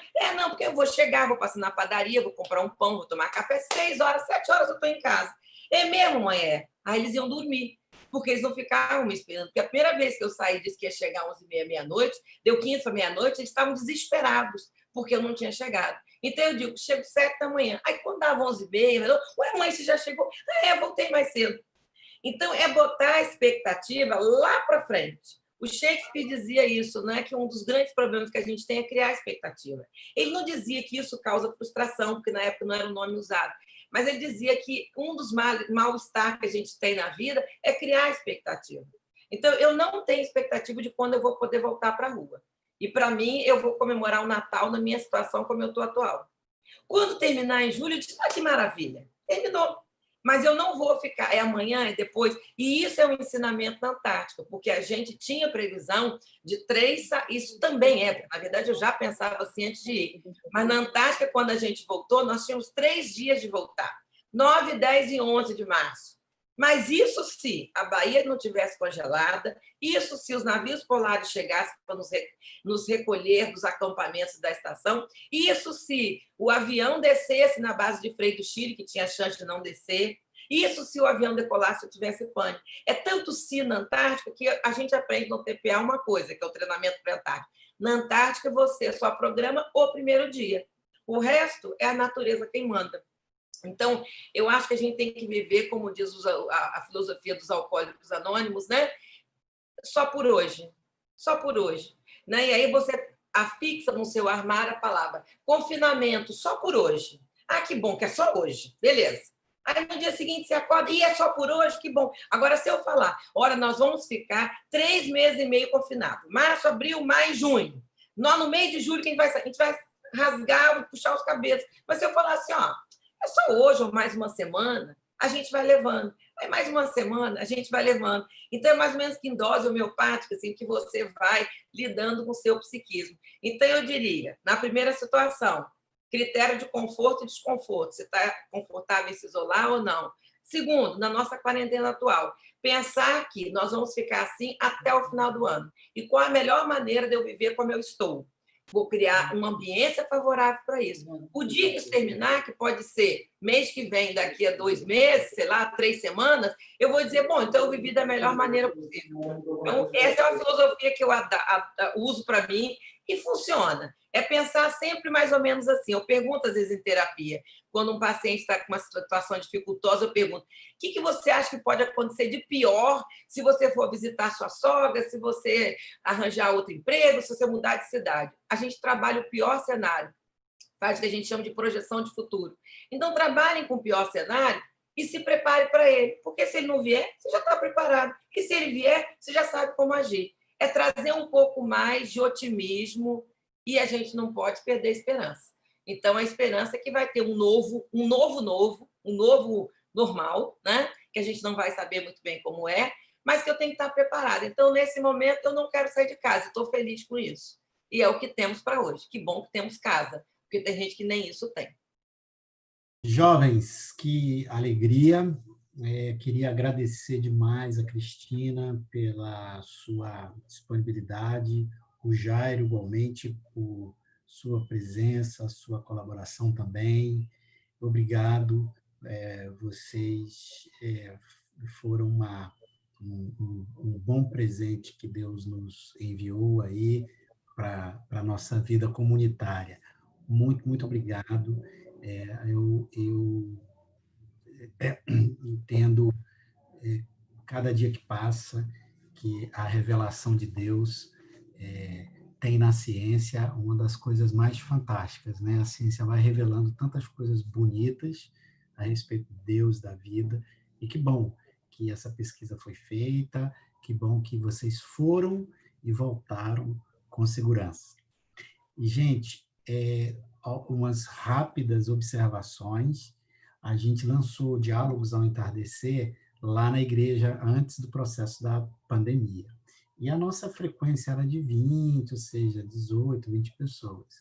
Considerando o grupo que está aqui, mais o grupo que está assistindo no YouTube, a gente tem mais ou menos umas 40, 45 pessoas aqui. O que mostra a gente o seguinte, a gente sempre teve esse canal, a gente só não estava alerta para usá-lo, né? A gente não precisar, a gente não tinha consciência de que a gente pode potencializar isso. Evidentemente, isso aqui jamais vai substituir a presença física, né? Então, essa é a primeira observação. A segunda é a seguinte, nós começamos lá pelas 18h05, 18h10, estamos terminando às 19h28, nós passamos mais ou menos 1h30 aqui, né? Então, como essa 1h30 encheu a vida da gente. Então, a gente podia estar assistindo um filme, a gente podia estar assistindo uma série que também tem o seu lugar, mas uma das maneiras mais fantásticas de você atravessar um confinamento é a riqueza interior, né? E essa riqueza, ela é produzida por esse tipo de papo aqui. Acho que o Davi está me ouvindo.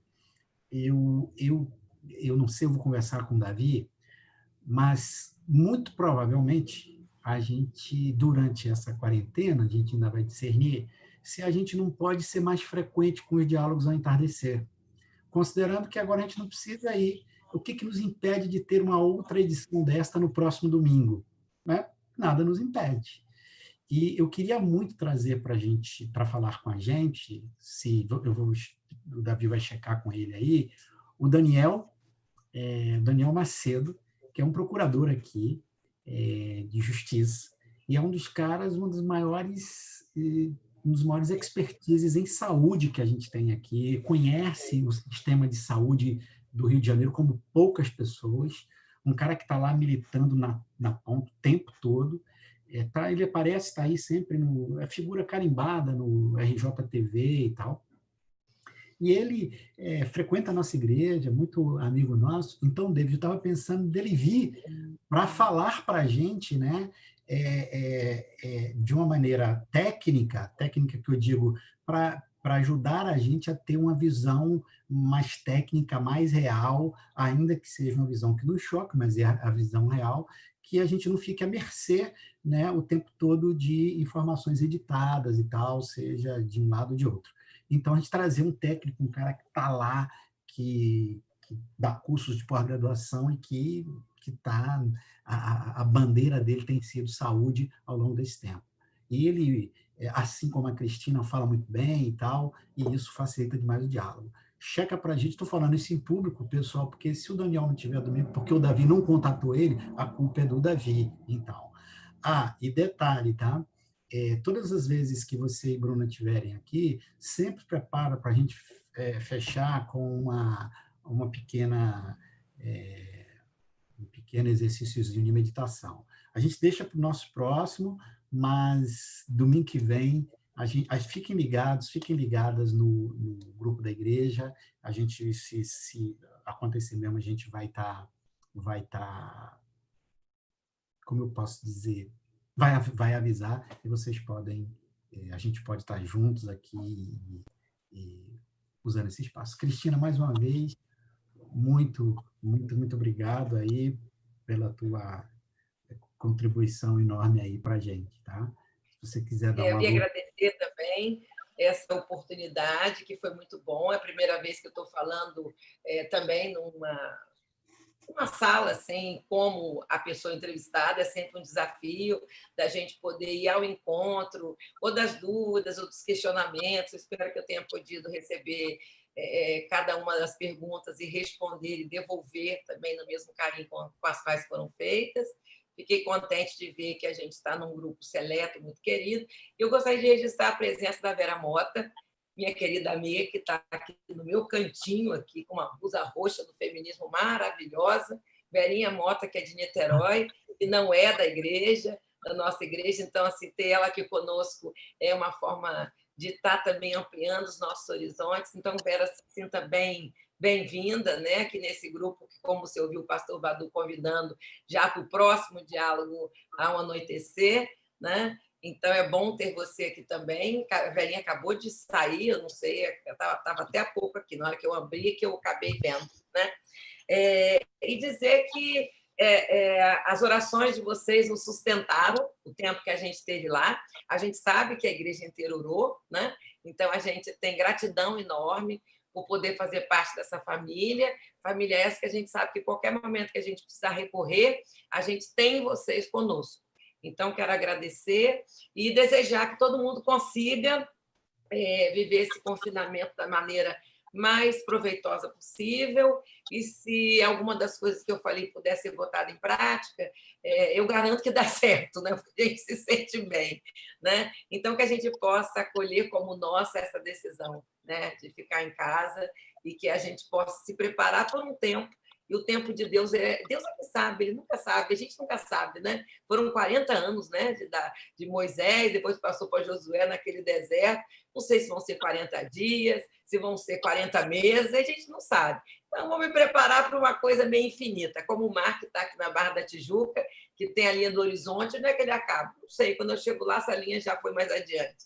Então, que a gente tenha resiliência nesse momento, e se algum irmão ou irmã tiver alguma dificuldade, pode falar através do Badu, pode falar através do Davi, que eu e o Jairo aqui a gente pode conversar, ajudar vocês, quem sabe uma outra conversa também com o Jairo, que possa trazer a contribuição dele também, da psiquiatria, né, nesse momento que a gente está tão carente de tantas coisas. Davi, obrigado por ser esse pai espiritual para a gente, junto com o Davi, porque a gente precisa de pai, né? Pai no sentido psicanalítico, pai no sentido amoroso, né? E nos representa o pai grandão, né? Que está lá em cima, que a gente tem que se conectar todo dia assim que acorda e assim que dorme, se colocar nos braços dele, que aí a gente dorme em paz, né? Amém. Amém. Maravilha. Obrigado, Cristina. Obrigado você, Jairo. Sempre muito especial, né? Ouvir de vocês. E é um cuidado para nós. A gente se sente pastoreado também pela capacidade de vocês e pelo coração de vocês, sobretudo. Tá bom. Show de bola. Gente, maravilha. Nos encontramos muito provavelmente domingo que vem. Fiquem alerta. Vamos tirar uma foto? Fica todo mundo sorrindo aí. Márcia, aproveitar aqui, Badu, fazer um jabá. Amanhã, 18 horas, tem uma turma que está aqui, que está frequentando assiduamente a nossa sala de meditação. 18 horas, a gente não está só fazendo a meditação, está um verdadeiro curso. A Bruna está arrebentando lá com o nosso curso de meditação. 18 horas. Bem na hora da live do meu marido. Poxa. Ô, caramba, escolher hoje aqui em Servais, é horrível isso. Vamos mudar o horário, então. Quero pedir para Simone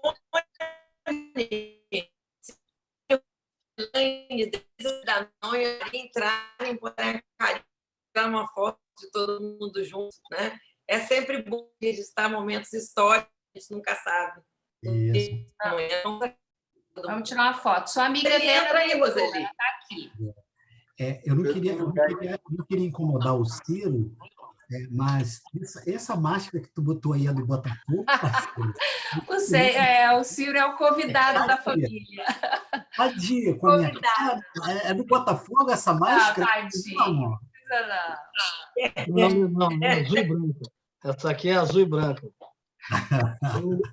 Eu tive que botar a máscara porque chegou aqui uma moça que vai fazer exame na Maristela e nos meninos. Opa, a Roseli entrou. Denise também. Que bom. Para quem não sabe, eu estou com Covid. Simone, cadê você? Entra aí. Gente, para quem não sabe, o Ciro está de Covid. Simone e Ana Maria. Como você está, Ciro? Como é que você está, cara? Cara, até estava medindo aqui agora, estou sentindo que tem uma febrezinha vindo de leve, entendeu? E eu estava sem febre esse tempo todo. E febre é a coisa que mais preocupa, né? Uhum. Mas eu medi agora, não deu 36,5, quer dizer, não deu febre. Ficar medindo aqui. Mas eu acho que o pessoal não ouviu, Ciro. Você disse que você está diagnosticado com Covid. É isso aí. Eu estou diagnosticado com Covid e estou isolado aqui na minha própria casa. Eu ia até fazer uma colocação aí para a Cristina, mas estava muito palpitante, estava bem interessante a conversa aí, eu deixei para lá. Porque é complicado, é estranho o sentimento, você já está numa quarentena. Aí depois essa quarentena aperta de tal maneira que você não pode sair do quarto. Aí vira uma coisa, cara, eu estou experimentando uma coisa muito estranha. Às vezes eu peço para a porta ficar aberta, só para eu sentir que eu estou perto da vida. Porque a impressão que eu tenho é que está o ar todo contaminado, as pessoas, a Maristela bota comida ali para mim no banquinho, eu vou pegar. E aí essa sensação de isolamento cresce exponencialmente. E é muito ruim, muito ruim, muito ruim. Tanto que eu fui botar a máscara lá para ver a moça que ia fazer exame, na verdade era o motivo de eu ir lá fora, de ver as pessoas, mas fui expulso de lá. Sai daqui, eles estão certos, claro. Aí eu tive que voltar, mas é isso. É. Mas vai ficar bom. Segundo a médica, a questão é a seguinte, eu devo estar mais ou menos entre o 6º e 7º dia. E até o 12º dia eu vou sofrendo um pouco. Posso piorar, posso melhorar. E só depois do 12º dia, aí sim, aí eu vou ter melhor e vai ficar legal.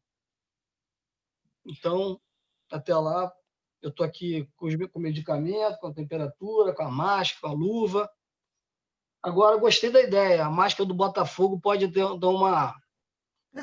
pode melhorar a minha situação, pastor. Obrigado pela dica aí. Ou pode complicar, né? Ô, Ciro, ninguém pode... Hoje, um avô de 2 pacientes meus faleceu de Covid, e eles estavam muito tristes, e eu estava ali perguntando como é que eu falo com a avó, como é que eu lido com a minha mãe. E eu sempre digo o seguinte, a gente não tem um dorômetro, né, para dizer qual é a dor que é pior, qual é a situação que é mais difícil. Então, ninguém pode saber como é ficar reduzido a um quarto, né, de casa até ficar nessa experiência. Né? Então, não se compara as situações. Né? Você está conseguindo ficar da quarentena, como eu falei, do isolamento. E você me recordou uma amiga minha, feminista, ativista, ela é cega, e ela pegou Covid. E ela perdeu o paladar e o olfato. E essa semana eu conversei bastante com ela, e ela me disse, eu já tinha os meus 5 sentidos reduzidos, porque eu não tenho a visão. Agora ainda perdi o olfato e o paladar. Só me restaram 2. Eu falei, 2 sentidos te bastam. Você é capaz de viver com 2. E isso diz para ela que deu um ar, ela levantou, resolveu comer um sanduíche de mortadela com pão. E eu falei, escreve um artigo, né, na Covid, sem visão, sem olfato e sem paladar, com pão com mortadela, tato e audição. E ela está escrevendo. E eu vou lembrar a frase de Jesus que diz, minha graça te basta. Parafraseando ousadamente Jesus Cristo, eu vou te dizer, teu quarto te basta. E você vai conseguir superar e vai estar conosco, se Deus quiser. Amém. Obrigado. Amém. Foto. Cadê foto? Márcia tirou a foto? Vai lá, Márcia. Quem quer ir embora? Só a Simone e a Ana Maria que estão sem foto. Cristina, a Vera voltou. Vera, querida, cadê a Vera? A Vera entra, ali. Verinha, cadê você? Ali, no canto, sentada. Verinha, quando eu falei, eu acho que você saiu do vídeo, não viu que você não ficou rindo, que você é a rainha do sorrisão. Essa mulher conseguiu na festa de 60 anos ir vestida de Minnie, e nunca mais vou esquecer. Ela é de Minnie Mouse com as orelhinhas. Ela é um amor de pessoa, um doce. E a Verinha é uma amiga querida, muito querida, é de Niterói, e talvez seja a única pessoa que não é da igreja que está aqui. A minha cunhada Cristina também tinha entrado, mas agora acho que não está mais. E meu filho Pedro também. Então, Verinha, você sinta-se muito abraçada pela comunidade inteira, da comunidade presbiteriana da Barra da Tijuca. Você é muito bem-vinda. Temos as nossas meditações às 6 horas da tarde, temos os cultos às 10h30 e agora os diálogos ao entardecer, todo domingo. Você é mais que bem-vinda, adorei te ver aí, amiga. Foi muito bom, viu? Eu recebo um abraço em nome de toda a comunidade. Valeu, gente. Obrigado, Cristina. Gente, vou encerrar por aqui. Um beijão em todos e todas. Que bate-papo maravilhoso. Espero que vamos ver se domingo a gente se encontra. Beijão. Valeu.